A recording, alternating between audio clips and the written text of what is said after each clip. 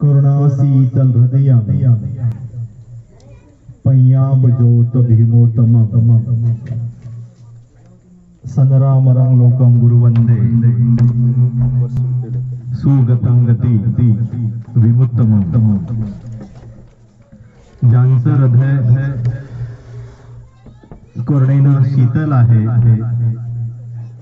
ज्यांनी अज्ञान अंधकाराचा नाश करून प्रज्ञेचा प्रकाश निर्माण केला, अशा सम्यक संबुद्ध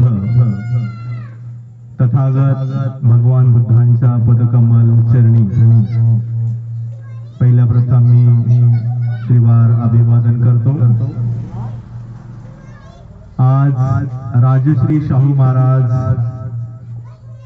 बाबासाहेब आंबेडकर जयंती उत्सव मंडळ यांच्या वतीनं बाबासाहेब आंबेडकरांची 134वी जयंती आपण अत्यंत उत्साहाने या ठिकाणी साजरी करत आहोत।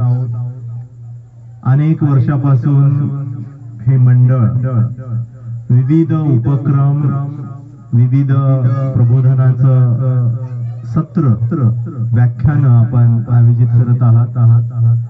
त्याबद्दल तुम्हा सर्व अध्यक्षीय मंडळ आणि सर्व कार्यकारी मंडळ यांना मी धन्यवाद देऊ इच्छितो। या व्याख्यानामध्ये लहान मुलं बसली असती तर मला फार आनंद झाला असता, परंतु आपण सर्व मुलांना तिकडे पाठवलेलं आहे। ज्यांच्यासाठी हे व्याख्यान आवश्यक आहे ते लहान मुलं माझ्या समोर नाही आहे। आपण लहान मुलांवर संस्कार करणं हे मला वाटतं सर्वात मोठं अभिप्रेत आहे। स्पर्धा या होत राहत असतात, कार्यक्रम हे होत राहत असतात, परंतु लहान मुलांच्या कानावर 4 शब्द जरी गेली आणि त्यातून त्यांना चांगला बोध झाला, एक वाक्य जरी त्यांच्या मनावर प्रभावित पडलं तर त्यांचं जीवन किंवा त्यांच्या जीवनाला एक वेगळी दिशा मिळू शकते, असं मला या ठिकाणी वाटतं। बंधू आणि भगिनींनो, बाबासाहेब आंबेडकरांची जयंती कशासाठी आपण साजरी करायची, काय प्रयोजन आहे, कशाचं आपण महत्व लक्षात ठेवलं पाहिजे, या जयंती करण्यामागचा उद्देश काय आहे, हे जर आपल्याला लक्षात आलं तर जयंती करण्याचं जे काय औचित्य आहे ते मला वाटतं सफल होईल।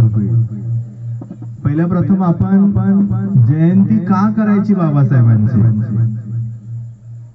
आपण जर पाहिलं तर जयंती यासाठी आपल्याला करायची आहे की बाबासाहेबांमुळे आपल्याला माणुसकी मिळाली, बाबासाहेबांमुळे आपल्याला आजचं हे जे काही वैभव आहे, जे चांगलं जीवन आहे, 4 चौघामध्ये मान सन्मान जो आहे, जे वैभव, जे धन संपत्ती, प्रॉपर्टी, हे जे काही म्हणून आज आपण सुखाचे दिवस जे अनुभवतो आहोत त्याला फक्त कारण आहे बाबासाहेब आंबेडकर।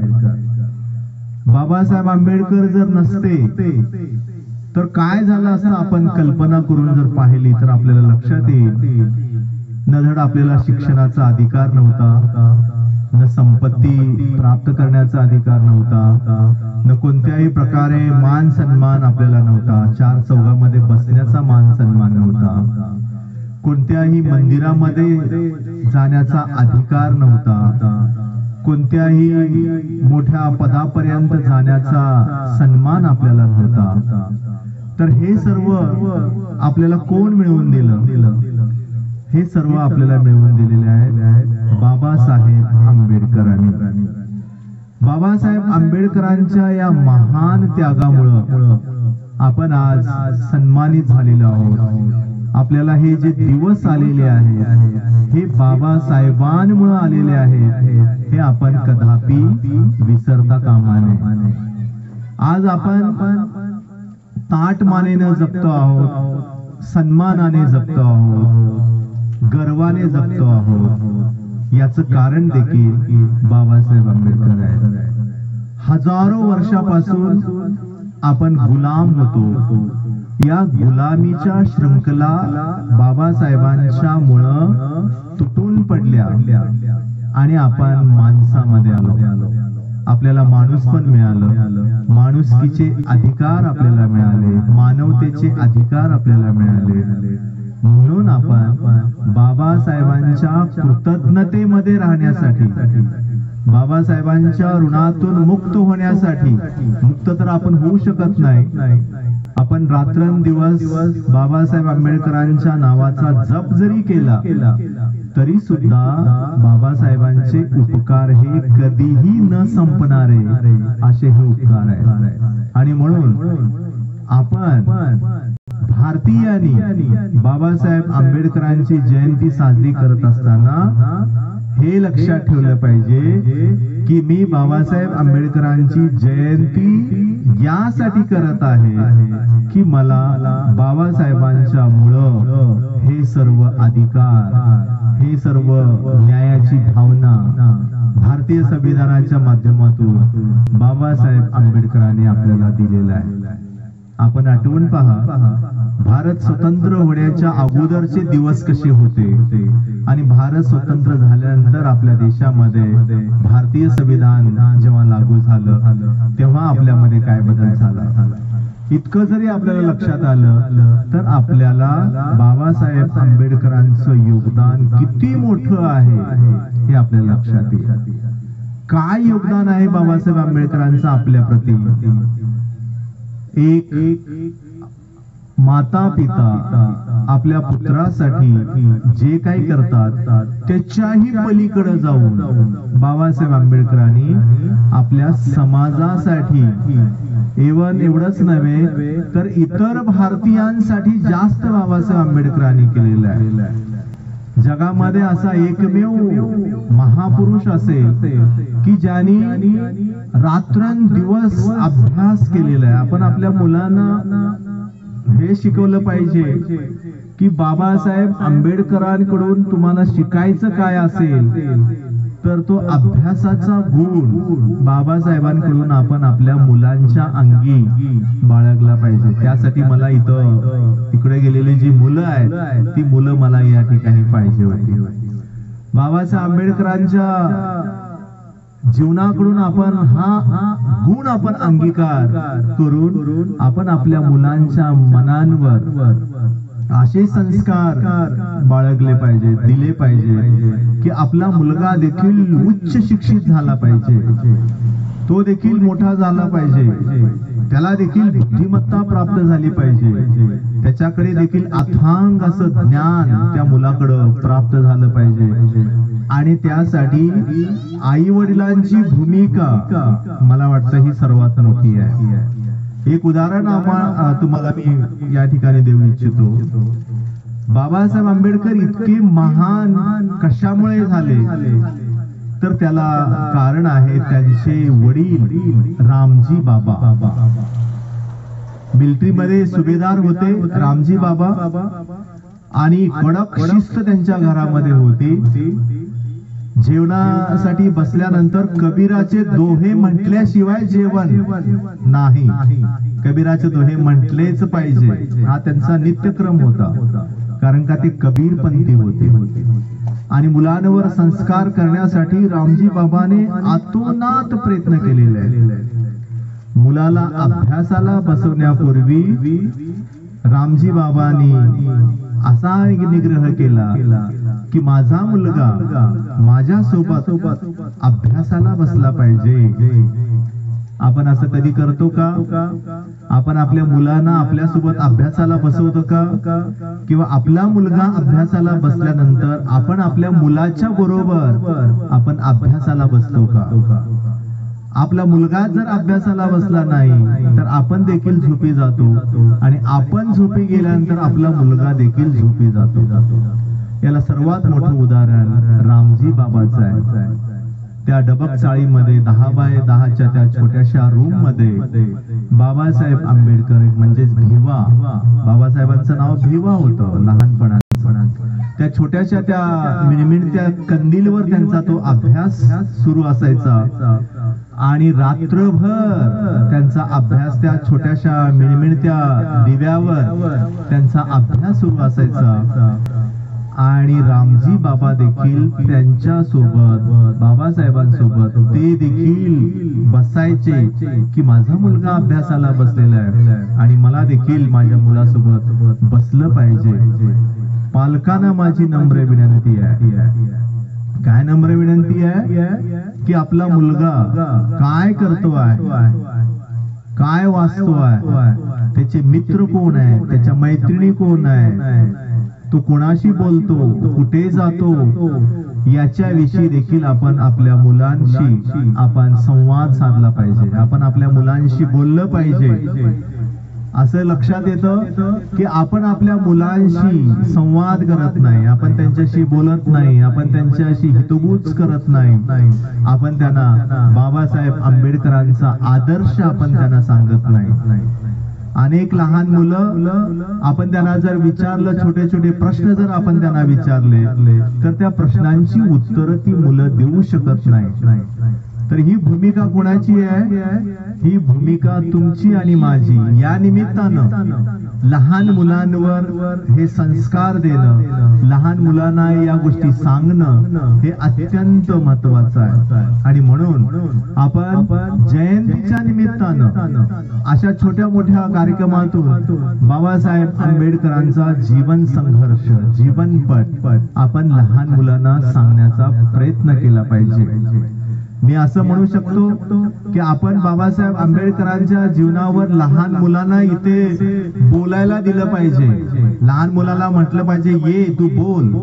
मुलांमध्ये एक जिद्द निर्माण होईल, मुलांमध्ये एक धाडस निर्माण होईल किंवा मी देखील बोलू शकतो, मी देखील या ठिकाणी माझे विचार व्यक्त करू शकतो. तर हा जो पाया आहे, हा पाया आपण आपल्या घरातून घातला पाहिजे.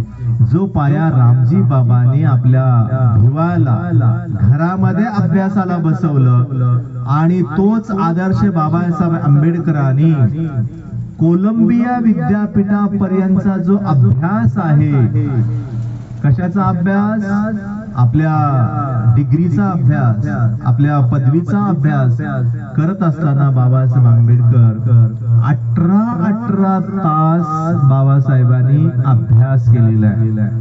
आणि हा अभ्यास करत असताना भुकेची, तहानेची, कशाचीही तमा न करता आपल्या कोटाच्या खिशामध्ये एक पावाचा तुकडा ते सोबत घेऊन जायचे आणि ग्रंथालयामध्ये त्यांचा अखंडपणे अभ्यास चालू असायचा.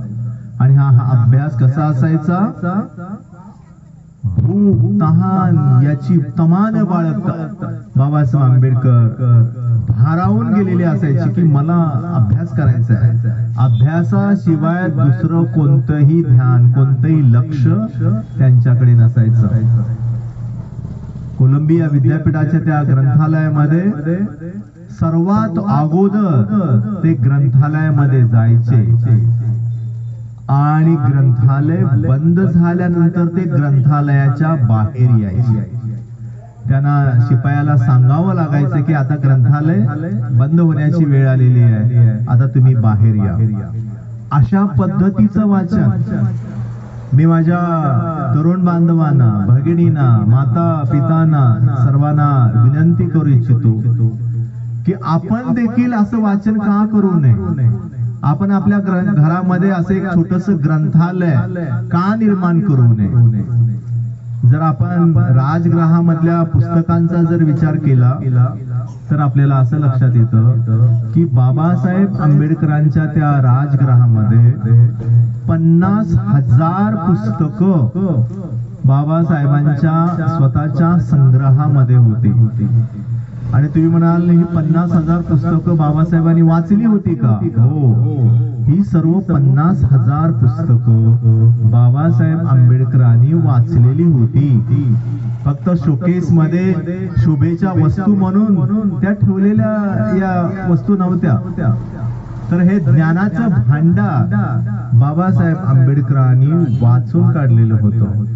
कोणताही विषय बाबासाहेबांनी ठेवला नव्हता की त्या विषयामध्ये त्यांनी अभ्यास केला नाही. धर्मशास्त्र असतील, सर्व धर्मशास्त्राचा त्यांनी अभ्यास केलेला आहे, वेदाचा अभ्यास केलेला आहे, पुराणांचा अभ्यास केलेला आहे, श्रुतींचा अभ्यास केलेला आहे, त्रिपिटकाचा अभ्यास बाबासाहेबांनी केलेला आहे, पुराणाचा अभ्यास बाबासाहेब आंबेडकरांनी केलेला आहे. एक असा विषय नाही की ज्या विषयामध्ये बाबासाहेब आंबेडकरांनी अभ्यास केला नाही. असं म्हटलं नाही बाबासाहेबांनी, अरे हे मी का बरं वाचावं. नाही, बाबासाहेबांनी ते वाचलं आणि त्यातून त्यांना लक्षात आलं की या देशामध्ये जगाला तारणारा मुक्तीचा मार्ग जर कोणता असेल तर तो भगवान बुद्धाचा हा मुक्तीचा मार्ग आहे.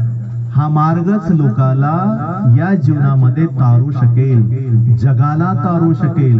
आणि म्हणून बाबासाहेब आंबेडकरांनी भगवान बुद्धांच्या सिद्धांताकडे ते वळलेले आहे. तुम्ही म्हणाल बाबासाहेब आंबेडकर भगवान बुद्धांच्या सिद्धांताकडे कधी वळाले, त्याचं पण एक कारण आहे. बाबासाहेब आंबेडकर जेव्हा मॅट्रिकची परीक्षा पास झाले त्यावेळेला त्यांचा एक सत्कार करण्यात आलेला होता. जसं आता आपण स्पर्धा घेतोय तसं त्यावेळेला ज्या जे विद्यार्थी परीक्षेमध्ये पास झालेले आहेत त्यांचा सत्कार करण्यात आलेला होता. आणि त्या सत्काराच्या वेळी तिथे केळुस्कर गुरुजी यांनी बाबासाहेब आंबेडकरांना स्वतः लिहिलेलं भगवान बुद्धांचं जीवन आणि चरित्र हे जे काही पुस्तक आहे हे पुस्तक बाबासाहेबांना भेट म्हणून दिलं. मला हा मुद्दा या ठिकाणी सांगायचा आहे की बाबासाहेब आंबेडकरांची भगवान बुद्धांशी पहिली ओळख जर कुठं झाली असेल तर ती इथे आहे. केळुस्कर गुरुजींनी बाबासाहेबांना हे जे पुस्तक दिलं, 10वी पास झाल्यानंतर जो सत्कार होता त्या सत्काराच्या वेळी हे जे पुस्तक दिलं, या पुस्तकाने बाबासाहेब आंबेडकरांच्या जीवनाचा प्रवास आहे, जे जीवन आहे ते जीवन एकदम बदलून गेलेलं आहे. कशा प्रकारे बदलून गेलेला आहे की सर्व सिद्धांताची ओळख बाबासाहेब आंबेडकरांना होऊ लागली. 4 आर्य सत्याची ओळख झाली, आर्य अष्टांगिक मार्गाची ओळख झाली, प्रतित्य समुत्पादाची ओळख झाली, धम्मचक्र प्रवर्तन सूत्राची ओळख झाली. समग्र बाबासाहेब आंबेडकरांनी भगवान बुद्धांच्या सिद्धांताला या बुद्ध चरित्रामधून त्यांना सर्व गोष्टी समजू लागल्या आणि मग ते भगवान बुद्धांच्या धम्माकडे वळायला लागले. आणि मग तेव्हापासून त्यांचा जो प्रवास आहे हा प्रवास 1956 सालापर्यंत 14 ऑक्टोबर 1956 साली त्यांनी तो आपला संकल्प जो आहे तो संकल्प जो येवलेच्या मुक्कामी बाबासाहेबांनी केला होता की मी बौद्ध धर्माचा स्वीकार करणार आहे, मी ज्या धर्मामध्ये जन्माला आलो त्या धर्मामध्ये मी मरणार नाही, अशी जी घोषणा 1935 साली येवलेच्या मुक्कामी बाबासाहेबांनी ही जी घोषणा केली होती ती घोषणा 14 ऑक्टोबर 1956 साली बाबासाहेबांनी ती खरी करून दाखवली. एक गोष्ट मी या ठिकाणी मला आवर्जून सांगायची आहे. बाबासाहेबांनी जे काही स्वप्न बघितलेलं आहे ते स्वप्न त्यांच्या हयातीमध्येच पूर्ण केलेलं आहे. कोणतंही स्वप्न बाबासाहेब आंबेडकरांचं अपूर्ण राहिलेलं नाही, हे लक्षात घ्या. कोणतंही स्वप्न घ्या बाबासाहेबांचं, आणि हे स्वप्न बाबासाहेबांनी आपल्या हयातीमध्येच पूर्ण केलेलं आहे. जे काम एका हयातीमध्ये होऊ शकत नाही आपल्या हयातीमध्ये, ते सर्वचे सर्व काम बाबासाहेब आंबेडकरांनी एका जीवनामध्ये पूर्ण केलेलं आहे. आपल्याला हे आयुष्य लाभलेलं आहे. या आयुष्यामध्ये आपण इतका या आयुष्याचा उपयोग करून घेतला पाहिजे की माझं हे आयुष्य काही काळापुरतं आहे. 50 वर्ष, 60 वर्ष, 70 वर्ष, 80 वर्ष, 90 वर्ष, 100 वर्ष धरूया. त्याच्यानंतर काय? त्याच्यानंतर जीवन समाप्त होणार आहे. तर जीवन समाप्त होणार आहे तर माझं जीवन सार्थकी कसं लागेल माझ्या जीवनाचा उद्देश, माझ्या जीवनाचं जे लक्ष आहे हे परिवर्तनाचं लक्ष आहे. बाबासाहेबांनी आपल्या जीवनाचं लक्ष काय ठेवलं होतं? समग्र भारतीय समाजाचं परिवर्तन. हे परिवर्तन केल्याशिवाय मी स्वस्थ राहणार नाही, मी शांत बसणार नाही. आणि हे परिवर्तन बाबासाहेब आंबेडकरांनी शक्य करून दाखवलं. कशाच्या बळावर शक्य करून दाखवलं? अभ्यासाच्या बळावर, बुद्धीच्या बळावर. आणि म्हणून आपण आपल्या मुलांना हे सांगितलं पाहिजे की बाबा रे, तुला जर पुढे जायचं असेल तर तुला तुझ्या डोळ्यासमोर बाबासाहेबांना आदर्श मानून त्यांची प्रतिमा तुला तुझ्या समोर ठेवावी लागेल आणि त्या पद्धतीनं तुला पुढे जावं लागेल. आज आपल्या समोर आदर्श कोण आहे? आज आपल्या समोर आदर्श आहेत सिनेमातील हिरो हिरोईन, हे आपले आदर्श आहेत. आपल्या मुला मुलींचे ते आदर्श आहेत. परंतु खरे आदर्श कोण असायला पाहिजे? खरे आदर्श शाहू महाराज असायला पाहिजे. खरे आदर्श महात्मा ज्योतिबा फुले असायला पाहिजे. सावित्रीबाई ही आपली आदर्श असली पाहिजे, आपल्या मुला मुलींचे आदर्श असले पाहिजे. बाबासाहेब आंबेडकर हे आपले आदर्श असले पाहिजे. भगवान बुद्ध हे आपले आदर्श असले पाहिजेत. आणि त्यांना आपल्या जीवनामध्ये अंगीकृत करण्यासाठी आपण आपल्या मुलांवर नेहमी नेहमी हे संस्कार केले पाहिजे. त्यांना आपण रोज बाबासाहेब आंबेडकरांच्या प्रतिमेसमोर अगरबत्ती लावायला शिकवलं पाहिजे. बाबासाहेब आंबेडकरांच्या प्रतिमेसमोर मेणबत्ती आपण त्यांना लावायला शिकवली पाहिजे. बाबासाहेब आंबेडकरांच्या प्रतिमेच्या समोर नतमस्तक व्हायला शिकवलं पाहिजे. तुम्ही म्हणाल ही व्यक्तिपूजा नाही, त्या विचाराची पूजा आहे, लक्षात घ्या. बाबासाहेब आंबेडकरांनी देखील व्यक्तिपूजा मान्य नव्हती. बाबासाहेब आंबेडकर म्हणायचे की माझी पूजा करण्यापेक्षा जो मार्ग मी तुम्हाला दिलेला आहे, जो सिद्धांत मी तुम्हाला दिलेला आहे, त्या सिद्धांतानुसार तुम्ही चालण्याचा प्रयत्न करा. त्या सिद्धांताला तुम्ही तुमच्या जीवनामध्ये अंगीकृत करण्याचा प्रयत्न करा. म्हणजे माझं जीवन सार्थक झाल्याशिवाय राहणार नाही. आपण करतो काय? आपण याच्या उलट आपण करत आहोत. बाबासाहेब आंबेडकरांच्या सिद्धांताचं पालन करण्याच्या ऐवजी कुणाची मुलगी येते? शांत शांत बसा बाळांनो, जरा शांतपणे ऐका ना. इकडे बस खुर्चीवर बसून ऐक. तर आपण बाबासाहेब आंबेडकरांच्या सिद्धांताचं अनुकरण करत असताना कधीही अंधविश्वासाने, अंधबुद्धीने आपण कोणत्याही गोष्टीचं अनुकरण करता कामा नये. बाबासाहेब आंबेडकरांनी देखील आपल्याला हे शिकवलेलं आहे की आपण आपली बुद्धी सतेज असली पाहिजे. आपण जे काही काम करतो त्या कामामध्ये प्रामाणिकता असला पाहिजे. त्या प्रामाणिकतेमध्ये श्रद्धा असली पाहिजे. त्या प्रामाणिकतेमध्ये एक विज्ञानवादी दृष्टिकोन असला पाहिजे. कोणत्याही प्रकारची अंधविश्वासाची भावना, कोणत्याही प्रकारचा अंधविश्वास, कोणत्याही प्रकारची आंधळी श्रद्धा आपण ठेवता कामा नये. भगवान बुद्धांच्या धम्माकडे पाहताना देखील आपला दृष्टिकोन असाच असला पाहिजे. कोणत्याही प्रकारच्या मिथ्या दृष्टीचं पालन आपल्या हातून होता कामा नये. कोणत्याही प्रकारच्या कर्मकांडामध्ये आपण पडता कामा नये. ही तर बाबासाहेब आंबेडकरांची शिकवण आहे. बाबासाहेब आंबेडकरांनी उभ्या आयुष्यामध्ये कोणत्याही प्रकारचं कर्मकांड केलं नाही. कोणत्याही प्रकारची अंधश्रद्धा बाळगली नाही. कोणत्याही प्रकारची नशा बाबासाहेब आंबेडकरांनी केली नाही. तर मी जर बाबासाहेब आंबेडकरांचा अनुयायी म्हणून जर मी जगत असेल तर मला देखील हे लक्षात घेतलं पाहिजे की मी देखील कोणत्याही प्रकारची नशाबाजी करणार नाही. नशाबाज जो व्यक्ती आहे तो स्वतःचं जीवन बर्बाद करतो, कुटुंबाचं जीवन बर्बाद करतो, एकंदरीत तो समाजाचं जीवन बर्बाद करतो आणि देशाचं जीवन देखील तो बर्बाद करतो. आणि म्हणून बाबासाहेब आंबेडकरांच्या उभ्या आयुष्यामध्ये जर आपण त्यांच्याकडे जर पाहिलं, इंग्लंड सारख्या देशामध्ये राहून सुद्धा बाबासाहेब आंबेडकरांनी कधीही मादक द्रव्याला बाबासाहेब आंबेडकरांनी स्पर्श केला नाही. कधीही सिगारेटेला स्पर्श केला नाही, कधीही तंबाखूला बाबासाहेब आंबेडकरांनी स्पर्श केला नाही, कोणत्याही नशेली वस्तूला बाबासाहेब आंबेडकरांनी स्पर्श केला नाही. तर माझी एक भूमिका अशी असली पाहिजे की मी बाबासाहेबांचा एक सच्चा अनुयायी जर म्हणून मी जर घेत असेल तर मी देखील अशा कोणत्याही मादक द्रव्याच्या सेवनापासून मी अलिप्त राहण्याची मी प्रतिज्ञा करतो. हे सर्व पंचशिलेमध्ये आलेलं आहे.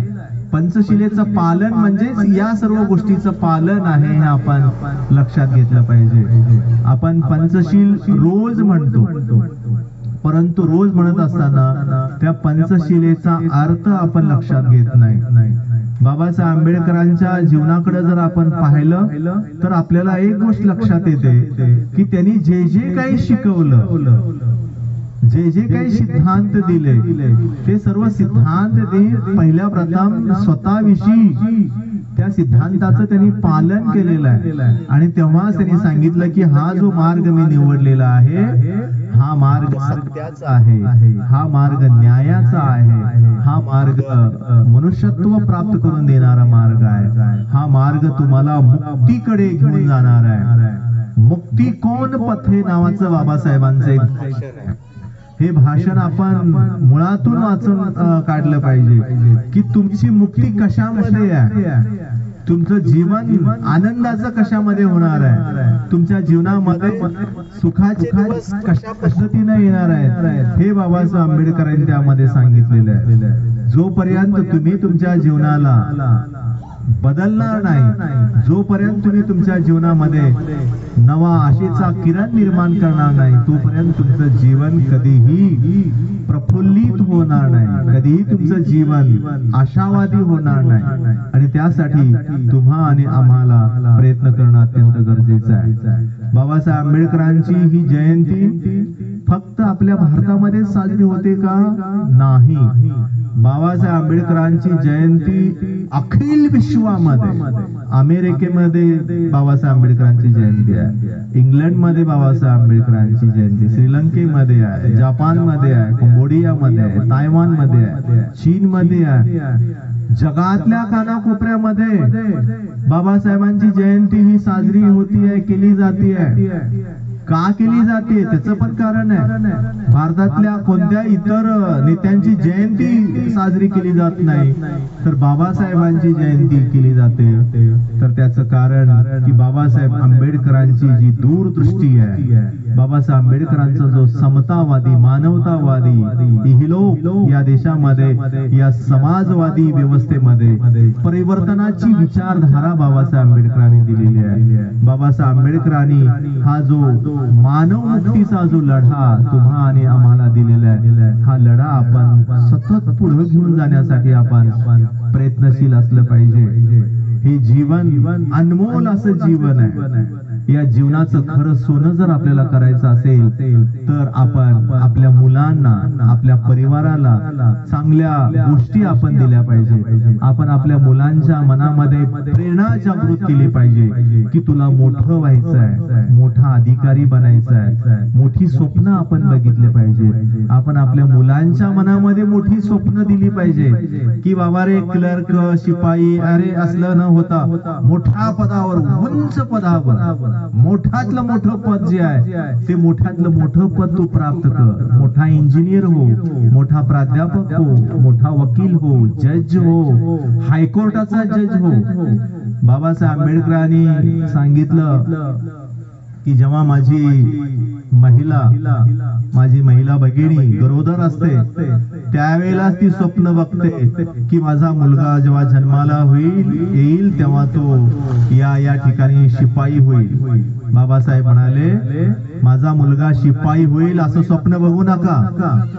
मुलगा जेव्हा तुमच्या गर्भामध्ये असतो त्याच वेळेला तुम्ही असं स्वप्न बघा की जेव्हा माझा मुलगा जन्माला येईल आणि त्यावेळेला तो या हायकोर्टाचा जज बनेल, अशा प्रकारचं स्वप्न माझ्या माता भगिनींनी बघितलं पाहिजे. आणि त्या पद्धतीचं वळण, त्या पद्धतीचं शिक्षण, त्या पद्धतीचा अभ्यास आपण आपल्या मुलांकडून करून घेतला पाहिजे. मुलांच्या मनामध्ये जिद्द निर्माण केली पाहिजे. आणि जेव्हा तुम्ही मोठी स्वप्न बघायला लागता तेव्हा ती मोठी स्वप्न पूर्ण होतातच. जर मी स्वप्नच बघितलं नाही, मी माझ्या मनामध्ये ठरवलं की मी कायच करणार नाही, तर तुम्ही काहीच करू शकत नाही. आणि जर तुम्ही तुमच्या मनामध्ये ठरवलं की मी हे करणार म्हणजे करणारच, जर तुम्ही करायचंच नाही असं जर ठरवलं तर तुमचं मन म्हणतंय की आता काय करायची गरज नाही, आता फार ऊन आहे, आता फार थंडी आहे, आता फार पाऊस आहे, पाऊस येणार आहे, ऊन पडणार आहे, थंडी वाजणार आहे, आणि म्हणून आपण आपल्या घरातून बाहेर पडायचं थांबायचं का? ज्या गोष्टी आपल्याला करायच्या आहेत त्या आपण केल्याच पाहिजे. त्यासाठी जिद्द, आकांक्षा, स्वाभिमान, निर्भयता, अभिमान आपण आपल्या मनामध्ये पहिल्या प्रथम निर्माण केला पाहिजे, आणि त्यानंतर आपल्या मुलांच्या मोलांच्या ही इच्छाशक्ती जागृत केली पाहिजे की बाबा तुला समाजाच्या भल्यासाठी देखील काहीतरी करायचं आहे. मोठ्या पदाची नोकरी मिळाली, मोठ्या पदावर गेला आणि समाजाला विसरला असं देखील होता कामा नये. समाजासाठी देखील आपण आपलं योगदान दिलं पाहिजे, जे बाबासाहेब आंबेडकरांनी दिलं. बाबासाहेब आंबेडकरांना वाटलं असतं तर ते फार मोठ्या पंचतारांकित अशा मोठ्या ऐशो आरामामध्ये ते बाबासाहेब आंबेडकर राहिले असते, परंतु बाबासाहेब आंबेडकरांनी त्या ऐशो आरामाचा त्याग केला आणि माझ्या दीनदलित बांधवांच्या हितासाठी, रक्षणासाठी बाबासाहेब आंबेडकर तन मन धनाने बाबासाहेब आंबेडकर हे फिरलेले आहे. बाबासाहेब आंबेडकरांचं म्हणणं असं आहे की ज्या वेळेला मी माझ्या वडिलांना भेटायसाठी जात होतो तेव्हा फार छोटे असताना बाबासाहेब आंबेडकर साधारण 5 ते 6-7 वर्षाचे असतील, तेव्हा ते साताऱ्याहून बाबासाहेब आंबेडकर आणि त्यांची भावंड हे आपल्या रामजी बाबाला भेटण्यासाठी निघालेले आहेत. आणि निघत असताना रामजी बाबांनी सांगितलं की तुम्हाला कोरेगावला यायचं आहे. त्यावेळेला एक दुष्काळ पडलेला होता आणि त्या दुष्काळाच्या कामावर रामजी बाबांची नियुक्ती कोरेगावला झाली होती. आणि रामजी बाबांनी सांगितलं की मला भेटण्यासाठी जर तुम्हाला यायचं असेल तर महू नावाचे एक गाव आहे, त्या गावामध्ये तुम्ही उतरा, त्या रेल्वे स्टेशनला उतरा. साताऱ्यावरून त्यांचा प्रवास सुरू झाला आणि मग ते महूद या गावामध्ये उतरलेले आहेत. आणि तिथं उतरल्यानंतर बाबासाहेबांचे वडील त्यांना सांगितले की या ठिकाणी येण्यासाठी तुम्हाला काहीतरी वाहन तुम्हाला मिळेल, त्या वाहनाने तुम्ही या. आणि मग बघताय तर इकडं तिकडं बघता तर कोणत्याही प्रकारचं वाहन आपल्या गावाला कोरेगावला वाहन नाही. तर त्यांना त्या ठिकाणी एक बैलगाडीचा प्रसंग तुम्हाला माहित असेल की एक बैलगाडी तिथे येतो आणि म्हणतो की मी तुम्हाला सोडतो, परंतु मला डबल पैसे द्यावे लागतील. 50 रुपये भाडं असेल तर याच्यापेक्षा डबल भाडं तुम्ही जर मला देत असाल तर मी तुम्हाला गाडी घेऊन कोरेगावला मी सोडतो, परंतु गाडी मी चालवणार नाही, गाडी तुमच्या तुम्ही चालवायचं, मी गाडीच्या बैलगाडीच्या खाली पायदळ चालतो आणि तुमच्या तुम्ही गाडी चालवायची आणि तिथे जायचं. बघा रात्र होते आणि रात्र झाल्यानंतर एका ठिकाणी त्यांना भूक लागते आणि भूक लागल्यानंतर मग तो गाडीवान म्हणतो की आता इथे तुम्ही जेवण करून घ्या आणि आपण आपला पुढचा प्रवास करूया. बाबासाहेबांनी हे लिहून ठेवलंय आणि मग ते जेवायला बसतात. नदी असते बाजूला आणि जेवण केल्यानंतर पाणी प्यायचं, त्यावेळेला काही बॉटल वगैरे नव्हती त्यांच्या सोबत. आणि मग त्या नदीच्या पात्राकडे जातात तर ती नदी इतकी गढूळ, त्या नदीमध्ये शेण पडलेलं आहे, घाण पडलेली आहे. आणि मग बाबासाहेब जे भिवा लहानपणी म्हणतात, अरे असलं पाणी आपण प्यायचं नाही, आपण विना पाण्यानं आपण आपला हा पुढचा प्रवास चालू करूया. आणि मग ते पुढे पुढे निघायला लागतात आणि मग पुन्हा एका ठिकाणी थांबतात की ज्या ठिकाणी एक टपरी असते आणि त्या ठिकाणी मात्र पाण्याची व्यवस्था असते. आणि मग हे छोटे भावंड जेवण केलेलं होतं परंतु त्यांना पाणी मिळालं नाही. पण त्या ठिकाणी गेल्यानंतर ते पाणी विचारतात की आम्हाला पाणी प्यायला मिळेल का. तर त्या ठिकाणचा व्यक्ती म्हणतो की पाणी तुम्हाला आम्ही बिलकुल देणार नाही, पाणी बिलकुल देणार नाही. तहान लागलेली आहे, जेवण केलेलं आहे आणि छोटी छोटी लहान भावंड आहेत सोबत, त्यांच्या कुणी मोठा व्यक्ती नाही. आणि अशा अवस्थेमध्ये तो त्यांचा प्रवास सुरू झालेला आहे. आणि भिवा त्या व्यक्तीला म्हणतो, गाडीवान दादाला, की बाबा आणखी किती दूर आहे आमच्या वडिलांचं गाव. तो म्हणतो की आता हे जे काही लाईट दिसायला लागले हे तुमच्या कोरेगावच हे दृश्य आहे.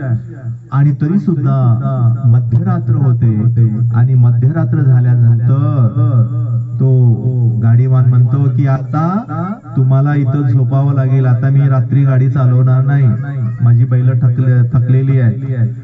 आणि मग बघा बैल सोडले जातात आणि मग ही छोटी छोटी भावंड जी आहेत त्यांच्या गळ्यामध्ये लॉकेट आहे. बाबासाहेबांचं वयवर्ष 5 ते 6 वर्षाचं आहे. छोटी छोटी भावंड आहेत आणि त्या प्रत्येकांच्या घरामध्ये गळ्यामध्ये लॉकेट आहेत, भारी कपडे आहेत. आणि अशा अवस्थेमध्ये मग ही भावंड स्वतःमध्ये कुजबूज करायला लागतात की आपल्या सोबत काहीतरी धोका होणार आहे. आपण या गाडीवान दादा बरोबर आपण सावध राहिले पाहिजे, आपण वेगवेगळं आपण झोपलं पाहिजे. आणि झोपत असताना एकटा झोपल्यानंतर दुसरा जागत राहिला पाहिजे की या गाडीवान दादाचं काय खरं नाही, हा आपल्याशी काहीतरी विपरीत करू शकतो. आणि असं म्हणून बाबासाहेब आंबेडकर जागायचे आणि मग त्यांचा मोठा भाऊ होतो तिथे बसायचा. आणि अशा प्रकारे त्यांचा जो रात्रीचा जो जागरण आहे ते संपल्यानंतर ते सकाळी आपल्या गावामध्ये पोहोचलेले आहे.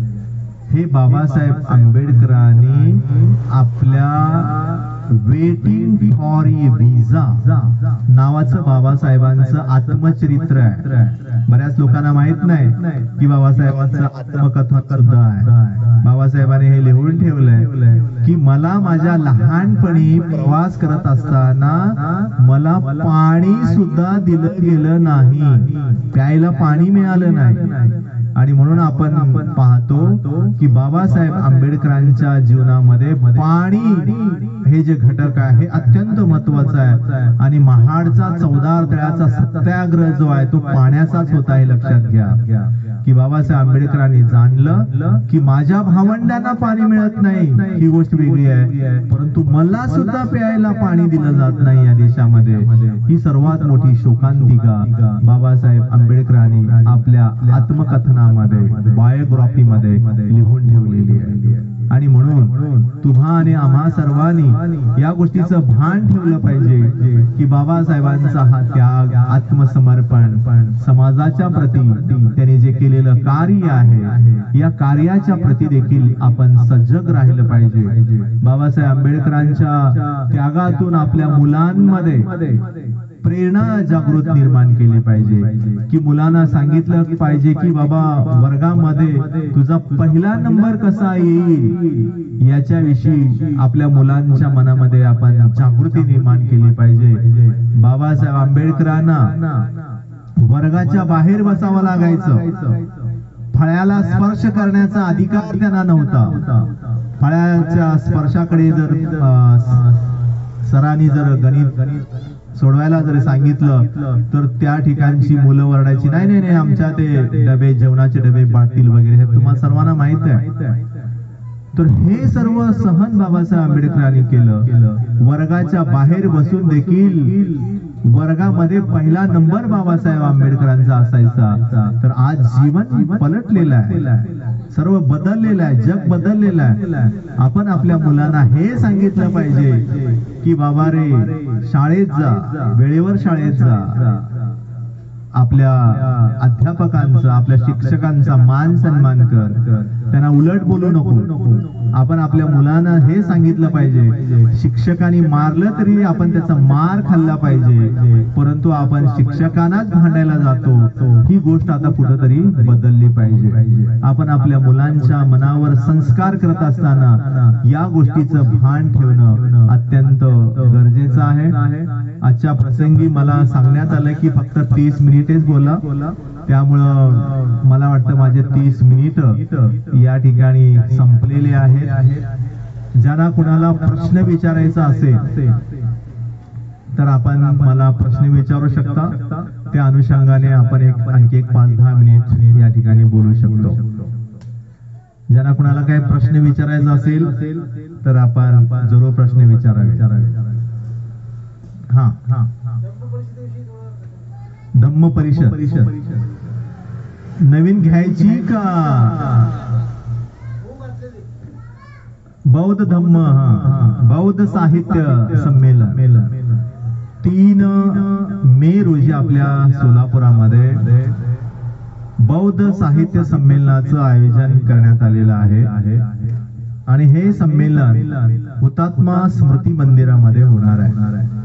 सकाळपासून संध्याकाळपर्यंत 4 सत्रामध्ये हे संमेलन असणार आहे.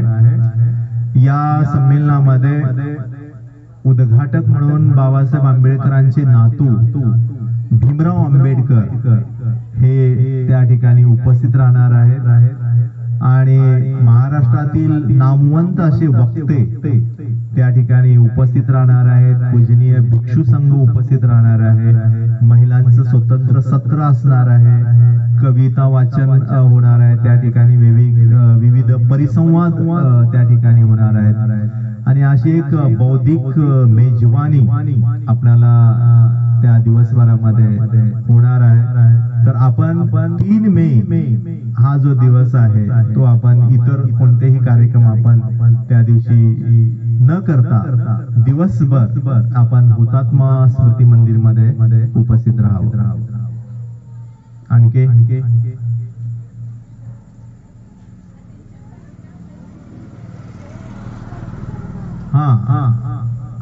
आयुष आपल्या समोर एक छोटा आहे, तो इंग्रजीमध्ये भाषण करतोय.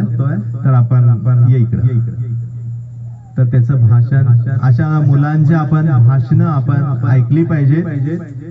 मुलांवर चांगले संस्कार टाकण्याचा हा एक चांगला प्रयत्न तुमच्या मंडळाने केलेला आहे. मला सांगण्यात आलं की इथे वक्तृत्व स्पर्धा देखील घेतली गेलेली आहे. तर अशा प्रकारच्या स्पर्धेमधून देखील मुलांवर चांगले संस्कार होतात. त्याबद्दल मी मंडळाला धन्यवाद देतो.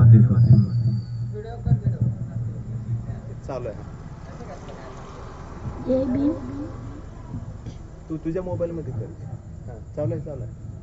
जय भीम everyone.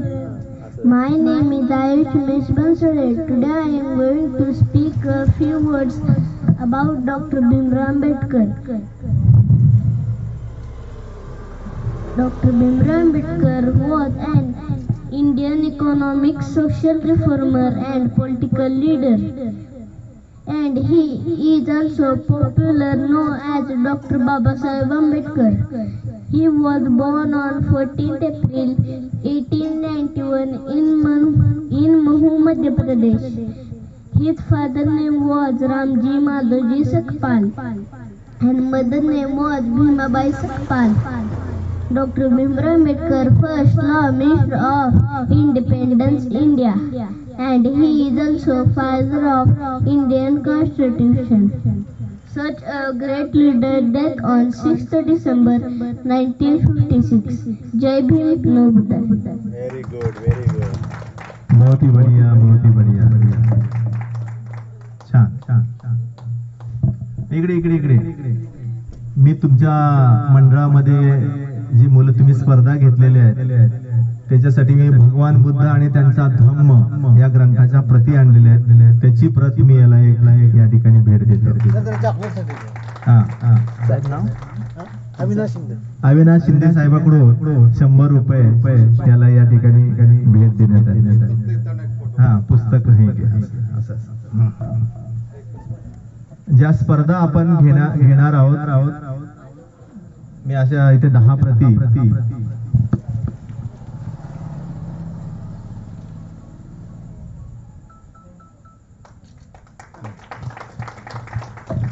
त्याला हे बक्षीसच मिळाले असे समजायला काय हरकत नाही. आणखी कोणाचा काय प्रश्न?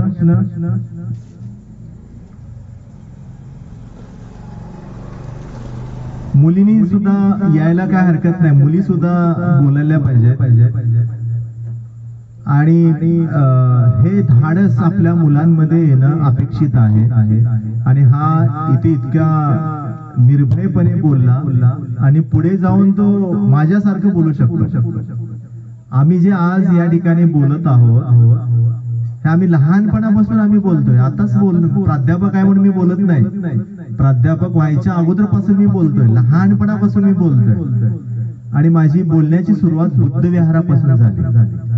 लहानपणी आम्ही बुद्धविहारामध्ये जायचो आणि मग तिथे बुद्धविहारामध्ये आम्ही छोट्या छोट्या गोष्टी मुलांना सांगत, एकमेकांना ऐकवत आणि अशा प्रकारे मग हा बोलण्याचा जो प्रसंग आहे, बोलण्याची जी सवय आहे ही अशी वाढत गेली आणि आज तुमच्या समोर तासन तास मी बोलू शकतो. तर ही जी पद्धत आहे हे आपण अखंडपणे मुलांना प्रेरणा देण्यासाठी, मुलांच्या मनामध्ये एक जागृती निर्माण करण्यासाठी हे अत्यंत आवश्यक आहे. आणखी कोणी बोलणार असेल तर या ठिकाणी यावं, त्यांना या ठिकाणी मी निमंत्रित करू इच्छितो. प्रश्न असतील तर प्रश्न पण विचारावे.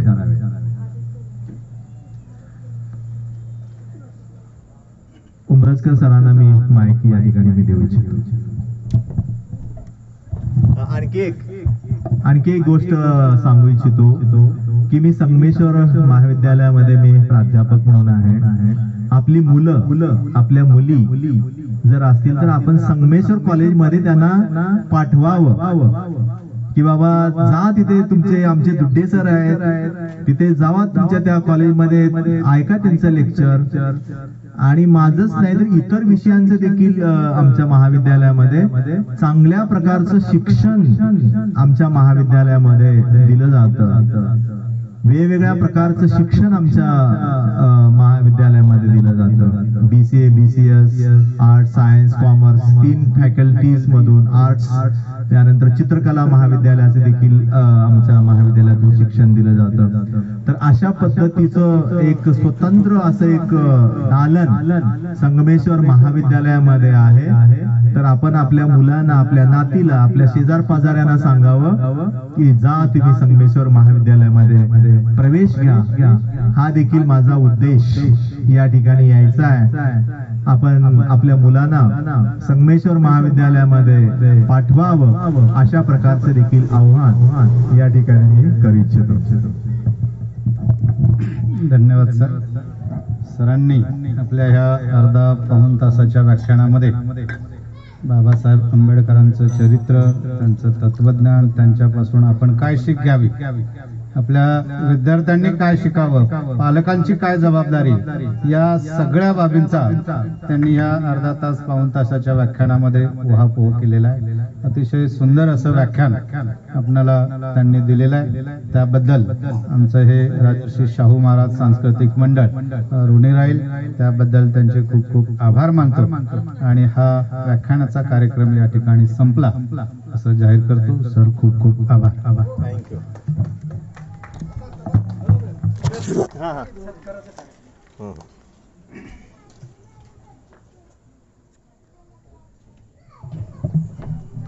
तर आजच्या या कार्यक्रमाची व्याख्या ते खरं तर जरा उलट होतं इथे. चालेल. असू द्या, आपल्या परिवारातले सर आहेत आणि सर समजून घेतात. सर आपल्या परिवारातले आहेत. सुरुवातीला काय शेवटी सरांचं स्वागत सत्कार करणं हे या मंडळाचं कर्तव्य आहे. आणि म्हणून आपल्या मंडळाचे कसबे साहेब, त्यांचा या ठिकाणी निळी टोपी आणि पंचरंगी उपरणा घालून त्यांचा या ठिकाणी स्वागत सत्कार होईल. शाल घालूनही स्वागत सत्कार होईल. त्यांनी तो स्वीकारावा अशी विनंती.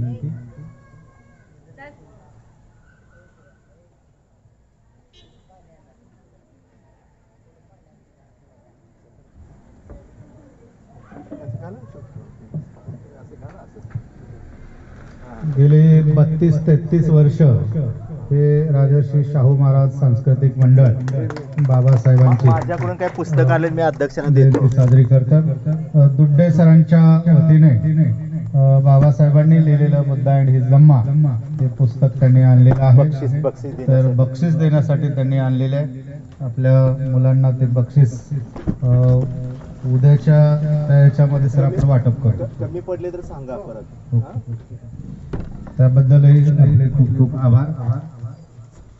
Okay, thank you.